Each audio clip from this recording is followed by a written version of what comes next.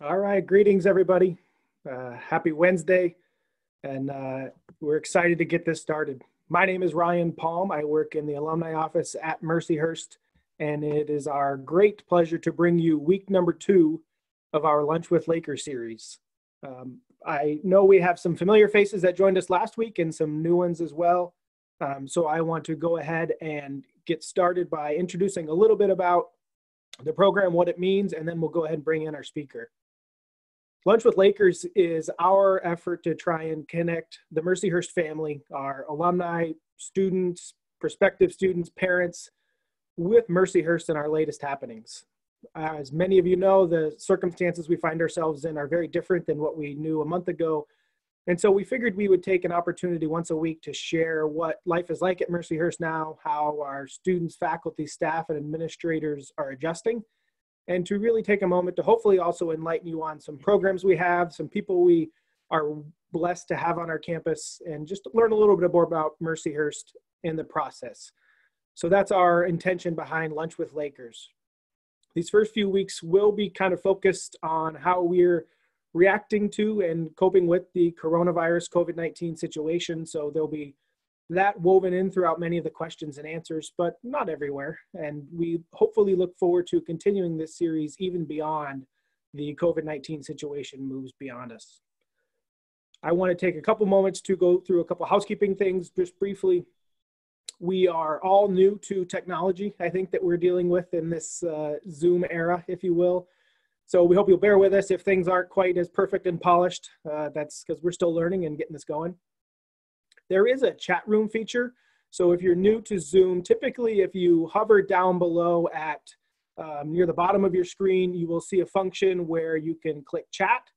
Lindsay Frank from our alumni office is manning the chat room. She'll be posting some updates and reminders in there.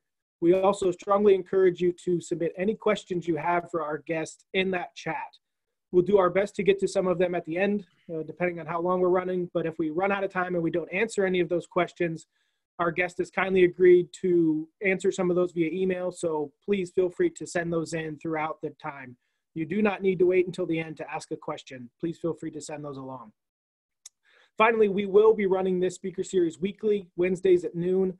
Hopefully you found it through social media. If you haven't already, signed up for the email list where you will get a weekly reminder of who we are and who we're going to be talking to. You can always email alumni@mercyhurst.edu as well. To learn more about the series, Lindsay has also posted the link in the chat session, so you can feel free to click on it in there. And we're always happy to provide more information if you need it. So with that, I'm really excited to get this talk underway and introduce our guest. We're joined today by Dr. Christopher Mansour. He is an assistant professor of computing and information science or cybersecurity, as many would be more familiar with, here at Mercyhurst. He has a master's and PhD degree from Villanova University, and has a unique background, having worked in the corporate world, having done research in higher education, and brought those talents to Mercyhurst in the fall of 2018 to help launch our cybersecurity programming, which obviously is a very timely topic before coronavirus struck, but perhaps even more so now as many of us are living in a more virtual world. And so we thank you, Dr. Mansour, so very much for joining us. And why don't you start out by telling us a little bit about how you got into cybersecurity in general? First, thank you for having me as a guest. So as you said, I come from Lebanon. Lebanon, it's in the Middle East, not in Pennsylvania. So I came to the US in 2012 to study engineering, computer engineering in particular. I studied master's and PhD in engineering with focus and concentration on cybersecurity. My undergrad was in signal processing and electrical engineering in general, but that wasn't my first choice. So I wanted to study to be a doctor, a medical doctor, but unfortunately in my country at that time, the only public university that offers that kind of education or affordable education in medicine offered that education in French, and I didn't know French language. So I ended up choosing the other major, which is engineering.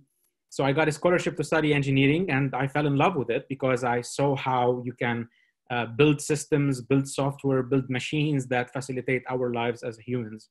And I fell in love when I saw how these machines can communicate with each other. And that's why I wanted to pursue that further. So when I came to the United States, during my research, I realized that the infrastructure that achieves this communication between these machines is vulnerable to cyber attacks. It is vulnerable to people doing bad things, and we need to protect it. So I tried to bridge the gap between the hardware, software from the engineering side and the networks and cybersecurity from the networks and application side. And that's how I ended up being in the cybersecurity field. Wonderful. That's interesting background. And how did you find Mercyhurst from your studies and journeys? So yeah, as a fresh graduate from an engineering program, when I got my PhD, I was also studying a certificate in taking a certificate in higher education, because I always wanted to be in academia and not just in industry. I've had industry experiences. I liked it. It is fun. But being in academia, being in the world where you teach and make impact on people's life, especially students, to see them to make a positive impact on their lives, is something that I always wanted.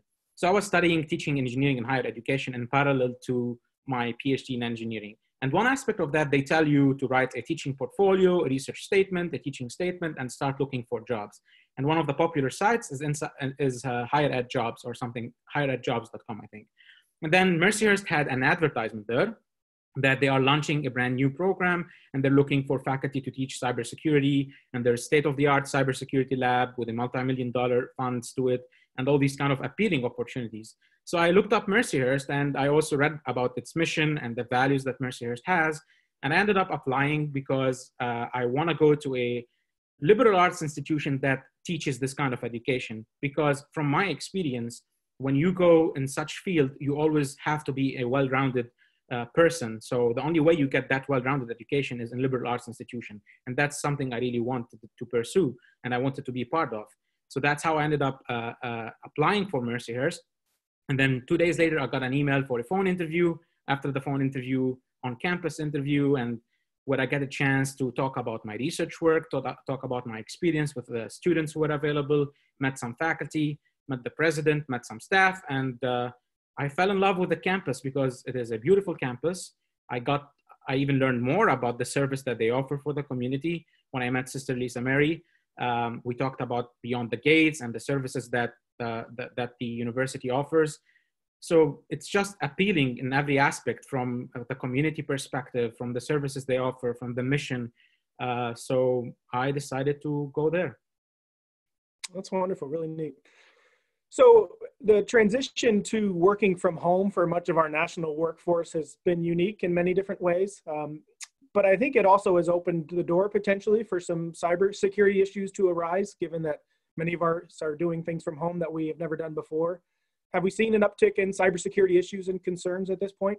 Oh yeah, that's true. So basically, when all of us ended up going remotely, not only educators, all jobs are ended up being remotely, that actually offered kind of a battlefield for hackers, an even bigger battlefield for hackers to try and manipulate people and try to gain access. So hackers usually leverage the fear and confusion that we live in.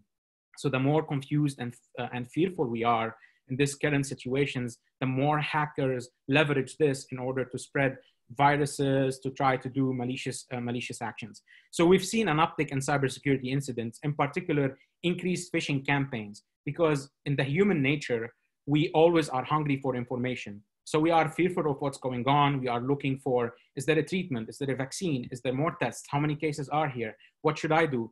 So all of these emails got bombarded to us with all these kind of news, trying to tell us this is the right news, and we are hungry for information. So we are prone to click on those links. So we see an uptick in phishing attacks, trying to gain the trust of individuals and leveraging the fear that they have and their hunger for information to gain access to their machines.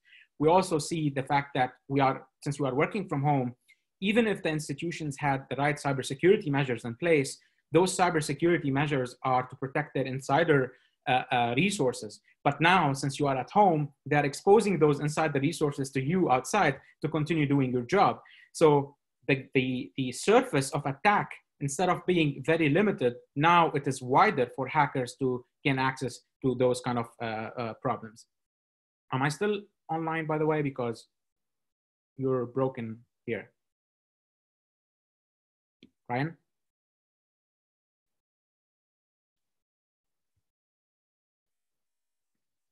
I'm not sure if I'm still online.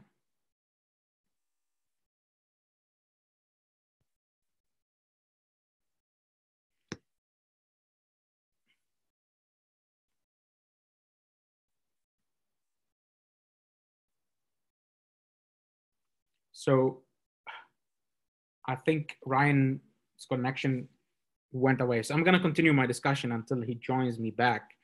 So another aspect of working from home, as I said, is the attack surface that basically hackers want has increased because you are working from home, you are using internal resources and taking them back with you home. So you end up exposing that kind of information for malicious bad actors out there.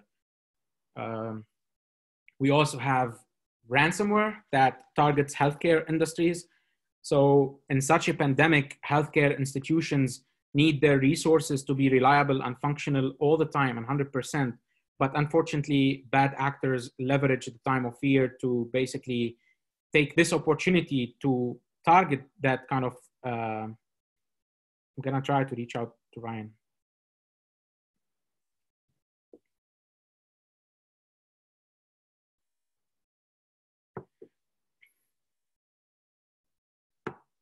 So just someone tell me if I'm still live, just to know.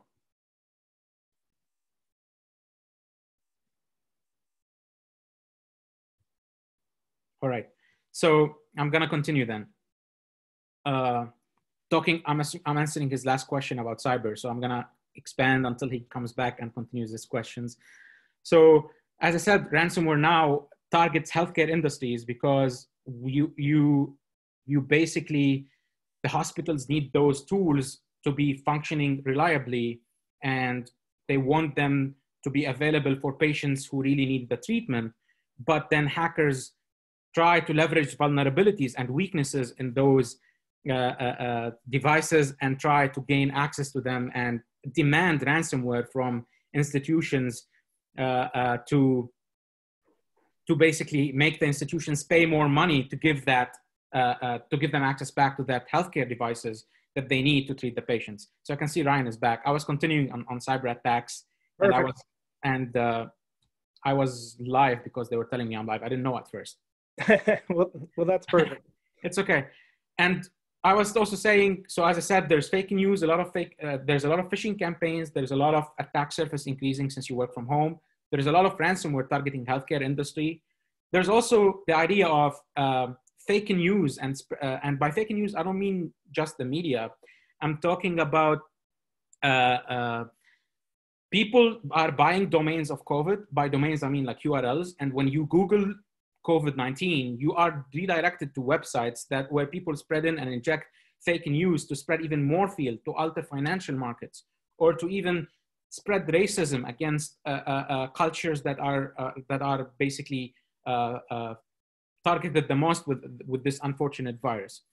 There's also the uptick in spreading malware via not only phishing, via COVID-19 maps. So you go to Johns Hopkins map, for example. At one point, researchers found a wrapper hidden behind the map that shows you the distribution of COVID-19, and that gets to install malicious software on your machine as well, and you fall victim for it. And there's travel frauds. There's a lot of scams and fraudsters out there leveraging the fear in people, as I said. That's wonderful. Sorry about my tech issues, but hopefully it seems to be back up and running. Friendly reminder to all our participants, we welcome any questions. You can send those in via the chat function. If we get to them at the end of the session, that'll be great. If not, we'll try and get you an email response as a follow-up. Do you think that we will see a rise in work from home or working remotely once things go back to normal, whenever that might be? I don't see. First of all, we need to define the normal, because I think this pandemic has taught us an important thing. What is going to be the new normal now? Like, is it going to be better preparedness to face these kind of viruses? Is it going to be better job descriptions now, in the sense of allowing you to work remotely from home? I would see this is positively affecting people, and the only positive outcome, I mean, is basically people now, whoever was trying to deny the importance of technology in facilitating their lives, are embracing for this technology and embracing this technology to continue doing their jobs.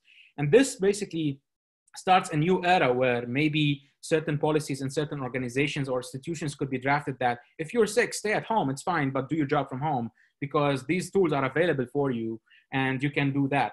And at the same time, it's a teaching moment for us in cybersecurity in the sense where this is the first time when we are talking about cybersecurity, we have a pandemic hit, and we see how inhumane and lack of humanity and empathy of those bad actors out there who are leveraging this kind of tragedy and pandemic and fear in people to spread fake news for their own personal profit, for their own personal gain. So when we see that, we try as security researchers and security experts in the field, try to make our infrastructure more robust against such kind of activities. And so all of these are affecting the way we think about coming back to normal. So there's gonna be a new norm defined to be the normal. Sure, that makes great sense. Are there any specific resources or publications that you would suggest that we keep an eye on to keep up with the cybersecurity, and particularly during the COVID-19 situation? Yes, so there's a lot of resources that you can read, especially like there are like a website called Insider Pro where you can get certain updates on cyber activity related to a lot of topics. One of them today is COVID-19. There's, if you want to go more technical, there's Sense Security, IEEE Spectrum. There's also certain journalists or writers in Wired magazine, for example, on top of my head, Lily Newman.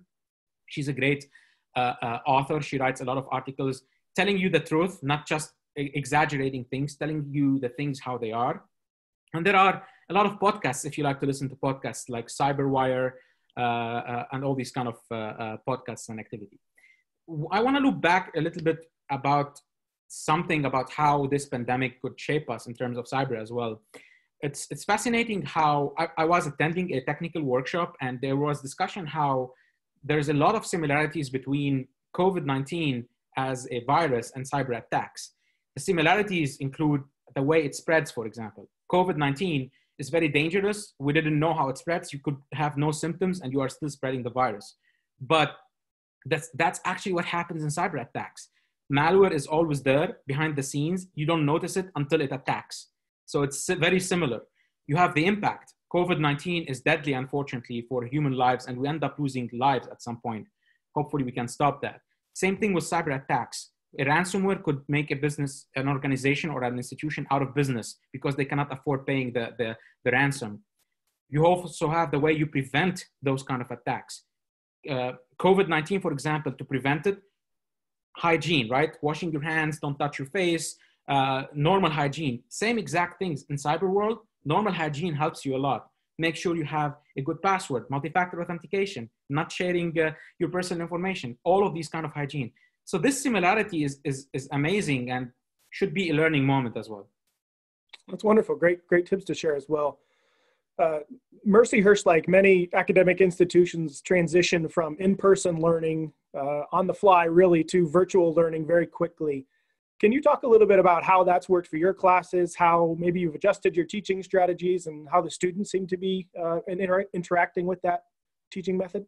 Yes. So obviously we are in a technical field. We are teaching technical field. So I'm fortunate enough to quickly move to virtual teaching. So I am teaching, or I was already teaching online classes in the graduate program we offer at Mercyhurst. So that wasn't that affected. It's still going on normally. But for the undergraduate classes, we moved to the remote teaching. The way we adapted is we kind of accustomed more the assignments to be spread over a week instead of immediate daily assignments or deadlines.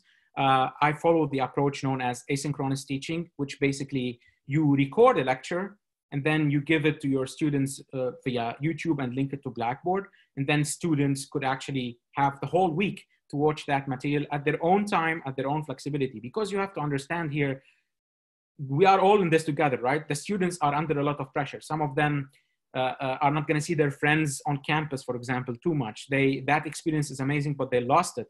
So they are at their homes. Probably their mom or their dad are working at home. They need the internet connection to be fully available for them because they are supporting the family. They have brothers and sisters could be interrupted at any moment when they are watching a lecture, for example, during live time, if you are doing live lectures. They have probably bad devices at home, like a router could not handle a lot of traffic of internet pressure. A brother could be playing an Xbox, a sister could be watching Netflix, and you want to attend the lecture. So asynchronous teaching that I personally follow, and I'm sure the majority of my colleagues follow as well, is takes care of these issues, because you record and you send it to them, and then they get to watch it at their own time. They might be watching it at 10 p.m. They might be watching it at 9 a.m. It doesn't matter. As long as they watch it along the week, and then before the deadline, they attempt the assignments that also should be flexible, taking care into consideration the current situation. But at the same time, you don't want to cut ties with those students. So yes, you can invite students to virtual live sessions during their class time, because you never know if they have another classes. And then during those live sessions, students get to ask you questions about the material if they have any. They can reach, in parallel to reaching out to you through Microsoft Teams or emails. But at the same time, they can even talk about anything they want, not necessarily just live teaching there. They can ask questions in general. They can share stories about how they're coping with COVID-19 and social distancing and all these kind of things. So this part of interaction is still there via technology and via virtual meeting remotely. And at the same time, you are delivering the content for their own comfort, and they can do it at their own time and their own comfort. Wonderful. Thanks for sharing. Is it safe to assume that COVID-19 and how in a sense, the cybersecurity community has rallied behind it will be a case study that might be shared with students for weeks and years to come? So I would say it's not per se as a case study to always study it, but it is a mark or an impact in the field. Because as I said, it is the first pandemic that we experience, at least I would say safely my generation experiences, while talking about cybersecurity a lot. So we've been lately talking about cybersecurity the last 10, 15 years, and we're trying to enhance our infrastructure and to be always secure. And at the same time, we were hit with this pandemic, and we see how the fear and all these things and similarities that I just described are there. So it's an impact. It leaves a mark in the field of cybersecurity, but I don't think it is something that could be a case study per se. It could be brought up, yes, as an impact, as a mark, as a teaching moment, yes. Wonderful. So my next question actually is mirrored by one of the questions in our chat room. And again, feel free to send in those questions and we'll try and get to them as best we can. Can you tell us a little bit about the careers that the students who are in the cybersecurity program may look for after their educational pursuits are done? Yes. So one unique aspect about the cybersecurity program at Mercyhurst is a fully fledged 4-year cybersecurity program. It's different from other institutions where they offer you a computer science degree, a couple of courses on cybersecurity, and they say, excellent, you are a cybersecurity expert. It's not that way, because cybersecurity involves a lot of hands-on experience. And that's what we offer at Mercyhurst. Experiential learning, hands-on experience through our cyber lab, through our virtual labs that we set up to our students. So we prepare them with the variety of skill sets needed in the industry today. And by industry, I mean any industry: financial industry, healthcare industry, infrastructure industry, government, banking, anything you may think of needs cybersecurity, educational institutions as well. So all the skill sets are there and spread through the 4-year program. So kind of jobs that students can get after graduating, they can be network security engineering. They can be security analysts at institution. They can work as security administrators. They can work as security consultants. They can work as sysadministrators. They can work as systems engineering, system analyst, network analyst, junior IT, penetration testers. These are the skills that they can learn. In parallel to those skills, they can even, from one course that we teach, which is digital forensics, can even span multiple careers. They can be investigators hired by organizations to figure out what went wrong in an incident response situation. They can be hired by law firms to prove whether a potential suspect is guilty or innocent. And they can be hired on both sides, from the prosecution and the defense team. So all of these careers are available for you when you study a field such as cybersecurity, let alone the traditional computer science careers like software development, IT administrators, and all these kind of things. Wonderful. You may have touched upon this a little bit in one of your previous answers, but a question from the chat room. Has the COVID-19 pandemic prompted any new research in the field of cybersecurity? So it prompted the way we are observing the way COVID-19 is being handled and treated, and we're learning from those techniques of handling that kind of virus to treat our own cyber attacks, since, as I said, there is a lot of similarities in terms of spreading, impacting, prevention, and detection. So we learn how we limit the spread and prevent it from COVID-19 by hygiene. That's what we are trying to improve in the cyber world more and more. We see how the virus impacted our lives. We can see how, in parallel, how the attacks impact our lives. And we try to see what the biologists or public health experts do. What can we mimic in the cyber world? An example would be, we learned that testing is an issue, right? Testing is a major thing to know how many people got infected with COVID-19. And it's a major fundamental aspect that we need to follow to keep track of those patients. However, the ability to test is different between states and between cities. So that is something we need to look in cybersecurity. In cybersecurity, are we able to detect equivalently across all the board in all organizations, no matter what level are we in, the spread of cyber attacks? If not, then we need to fix that too, because we've seen this and we can do that in cybersecurity as well. Wonderful. We have a question here, and I know we have a few prospective parents joining us who have high school students who are looking at making their college choices. We welcome you. We hope you can learn a little bit more about Mercyhurst this week and come back next week as well as we talk about the admissions process. But there's a question here, I think, from one of our current students who asks, are there many students in the cybersecurity major who also study in a different program, such as intelligence or competitive business intelligence? And are there opportunities for minors and double majors, those types of things? Oh, of course, yes. This is an easy answer because that's another aspect that we are proud to have at Mercyhurst. So Mercyhurst offers you enough flexibility to take 2 majors and the minor. And sometimes I've had a student who take 2 minors and 2 majors. So the flexibility that you have at Mercyhurst is wonderful. First, the number of credits for the core major for cybersecurity is 14 courses. And it overlaps with data science major as well, which we offer in the same department. So it's easy to pick up data science major on your way really quick. And it's very easy to minor in data science really quick while doing the cybersecurity program. Now, alongside the REACH curriculum, which is the liberal arts core that you need to be a well-rounded person in your education, you are left with also a lot of electives that you can choose from any other major, and you can take another major. We have a lot of students who cross path between intelligence studies, business intel, and cybersecurity. We have a student who's doing a music and cybersecurity at the same time. So the flexibility that we offer is there. So it's very easy to pick up a major and a minor at least along the way. That's wonderful. Thanks. Another question from the chat room, and they're great questions. Keep them coming. We'll get to as many as we can. We were talking about the adaptation to remote teaching, and things seem to be transitioning fairly well, I think, across our campus at least. But the question was asked, what qualities of the teacher-student relationships is the most difficult to replicate in a remote situation? Something I can talk about personal experience. So I have a couple of students who I really sometimes feel that if they are struggling in class, I feel that more when I see them in person. Virtually, I cannot feel that. That's one of the things that you miss as a faculty member. And at the same time, you miss that kind of beautiful relationship that you establish with your own students.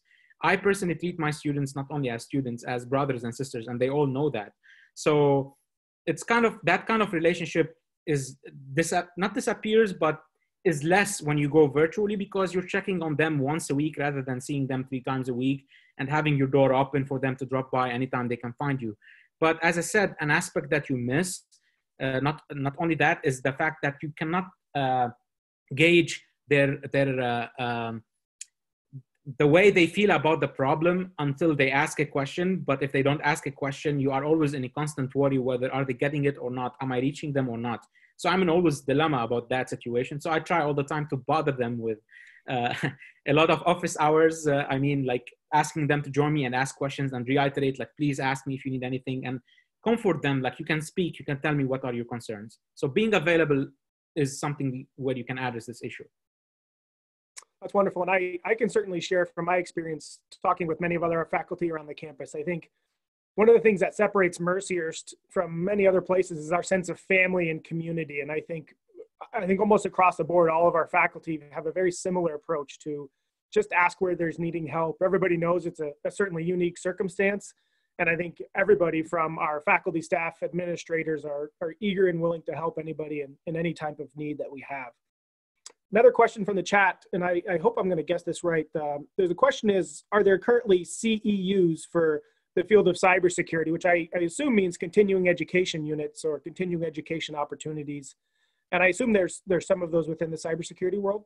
Yes, there are a lot, actually. There are from IEEE, there are from, IEEE is Institute of Electrical and Electronics Engineers. There's also one from ACM, Association of Computing Machinery, which proudly we have a student branch at Mercyhurst when now we are recognized as an official student branch of Association of Computing Machinery. Hopefully we try to be more active as much as we can with more students coming in. There's a lot of webinars and these learning opportunities that gets posted through those mainly institutions. And if you are a member of those institutions, you can get a lot of CEUs counted towards your education. Now, as students, I would say, if there are students here or parents of prospective students, to enroll in IEEE or Association of Computing Machinery, it's very cheap. The professional membership is a little bit expensive, but for the student membership, it's like $19 for Association of Computing Machinery. And you have your own library of resources and webinars that you can watch by your own, and books as well. And for IEEE, it's, I think, $39 for the membership and $19 additional for the Computer Society, particularly, that talks about cybersecurity membership. So all of these offer a lot of resources and CEUs. Wonderful. We had a kind of a two-part question from a prospective parent who hopefully will have a student joining us at Mercyhurst next year. The first question was if the recording will be made available of this webinar, and it will. I'll ask Lindsay from our team to paste the link again in the chat, so hopefully everybody can see that. All the recordings from our series will be posted on the Lunch with Lakers page. You can also Google Mercyhurst Lunch with Lakers, and I'm sure it'll come up as well. But the second part of that question was, what programming languages will students be learning as freshmen, and what foundational languages or coursework would you recommend for incoming students? All right. So in our freshman year, we start immediately with programming, introduction to computing and programming, and at the same time, introduction to cybersecurity, so that we let our students get their hands dirty immediately from the first year so that they know what they're getting into. So that's something really special that we do. Now, the programming language of choice that we follow is Python, and there is a reason for that.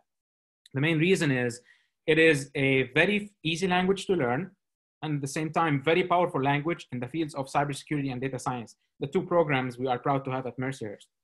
So when you have that language, you are already equipped to do a lot of jobs in terms of cybersecurity and data science. Now, what do we expect? Background knowledge. We actually built this program not to expect you coming in knowing a lot of computer science or programming languages. But if you are asking me to give advice of what to check if you want to get a head start, yes, I would say start learning Python. And there's a lot of resources that are available out there, and it's very easy to learn. Wonderful. Another question from the chat. Is it ethical to shop online during a pandemic? Should people be concerned about purchasing things online right now? That's the thing. You should be concerned, but nothing unethical about shopping online. Actually, with social distancing, I'm shopping remotely online.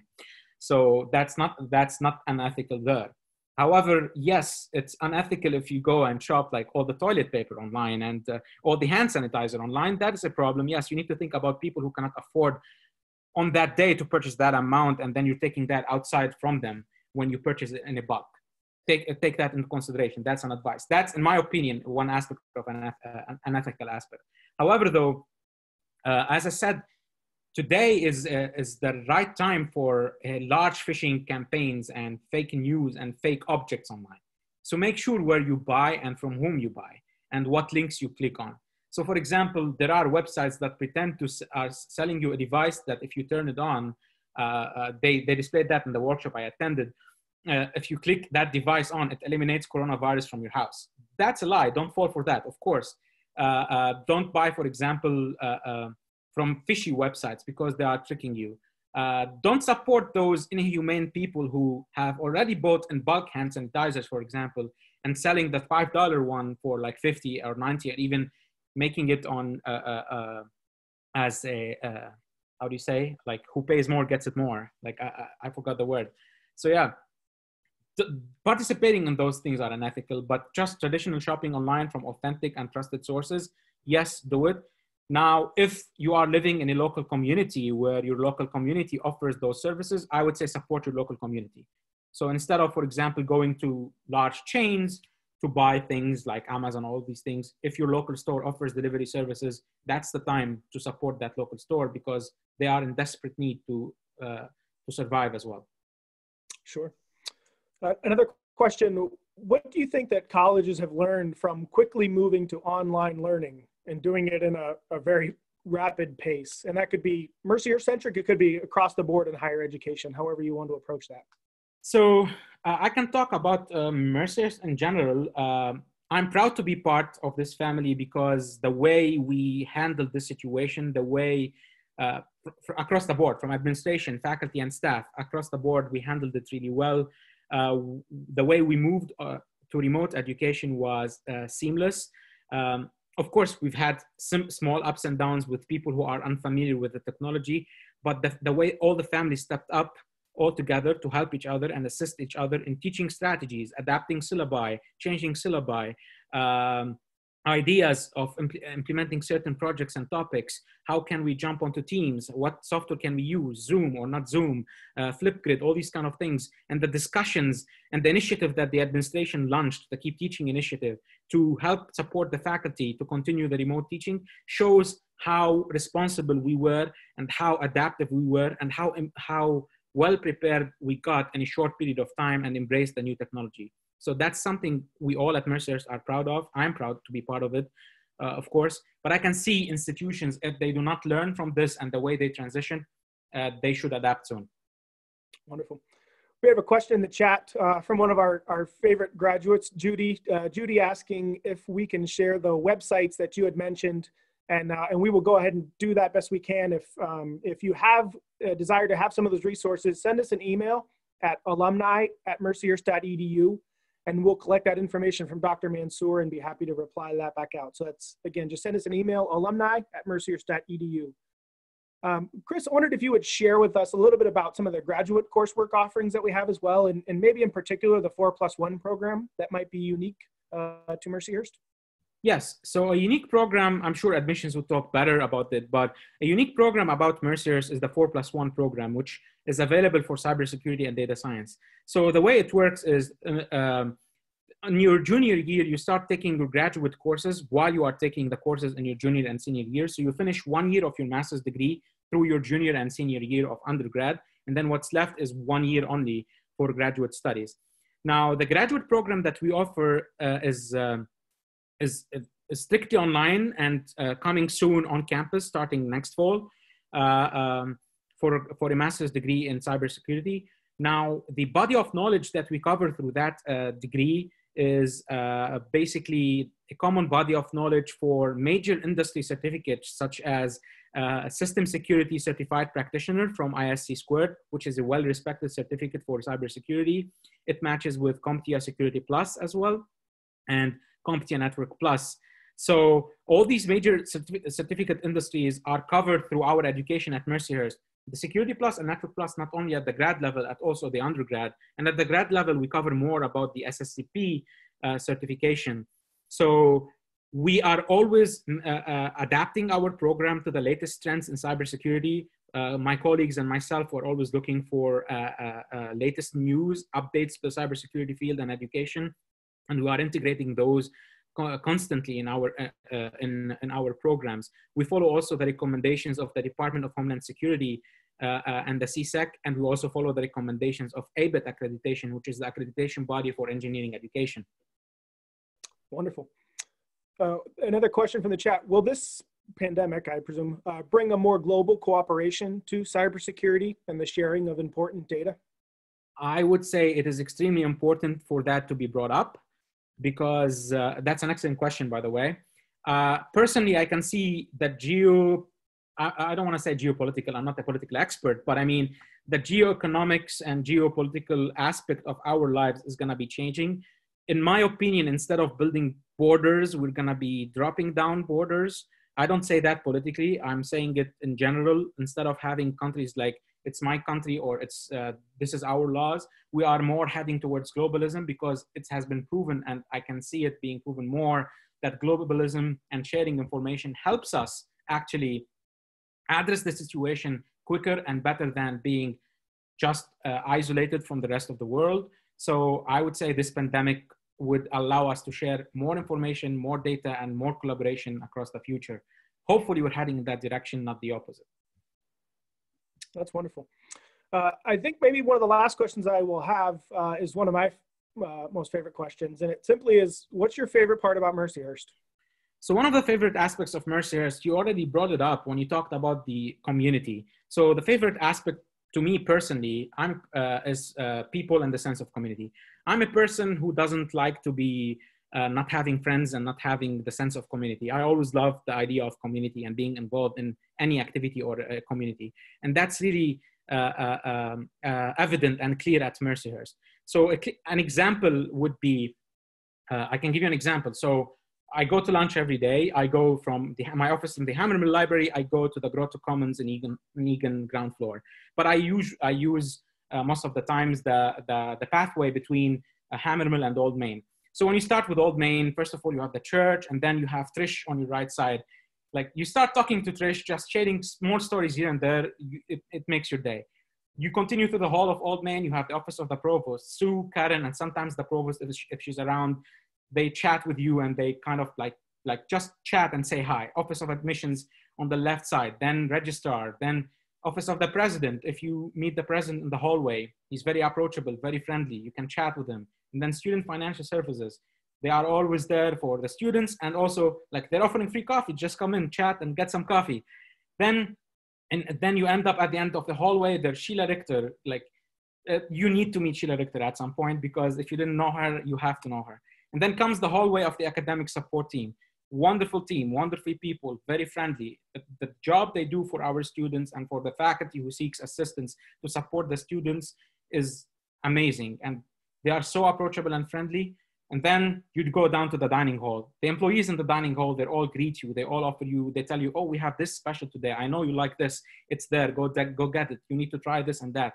So this sense of community is wonderful. You can feel that the mission of the sisters is alive in every one of them, in the way they offer their help, in the way they offer their support to you and to the students. This is one aspect at the personal side. At the academic side, the amount of support that you get from your department, from your college, and from the university as a whole, administration and staff, everyone is supportive. It's wonderful. The class sizes being very small gives a sole attention for the students, and you build this relationship between your students. You know all your students and their stories, and you share your stories with them. And those are all learning and teaching moments that are really valuable. And you can see how sharing that kind of information and teaching is making their life, is making an impact on their life. So all of those things combined together are very special at Mercyhurst. That's wonderful. So very well said. And I think I see that Sheila Richter is actually watching with us online. So I'm sure you just made her day by giving her a little shout out there. And that's just really wonderful. I think we got to pretty much all the questions in the chat. We'll go back through afterwards, and if we missed any, we'll get them answered by Dr. Mansour and send those along. You can always send additional questions to alumni at mercyhurst.edu, and we'll help connect the dots there. Really genuinely want to thank you, Dr. Mansour, for taking the time to talk with us about this really relevant and important topic. You can visit mercyhurst.edu to learn lots more about our programs in cybersecurity, data science, and the like. There's a tremendous amount of information available for students who are interested in Mercyhurst, and particularly it's been updated and adjusted given the COVID-19 pandemic. There's a really neat virtual tour that's out there. I highly encourage everybody to take a look at that, whether you are a graduate from 1966 or you're graduating high school in a few weeks. I think it's always fun to walk through the halls of Old Main virtually, so highly recommend it. Next Wednesday, we will be joined by folks from our admissions office, Joe Howard and Christian Byer. So it's a great chance to learn a little bit more about the enrollment process, how Mercyhurst is adjusting for that given the COVID-19 crisis, and learn a little bit more about some of our new and innovative academic programs that, again, some of our alumni may not even know we have, which is always good fun to share that. So we hope you come back at that point. Lindsay has pasted the link in the chat room. You can follow it on social media and Google it all. We're trying to get the word out everywhere we can. Thanks again, everybody, for joining us. You can always email us, alumni@mercyhurst.edu, to learn more. We encourage you to be safe, keep your social distance, and we wish everyone out there a holy and blessed Easter week as we go forward through this very special time. Thanks very much again. Carpe diem, and have a great day.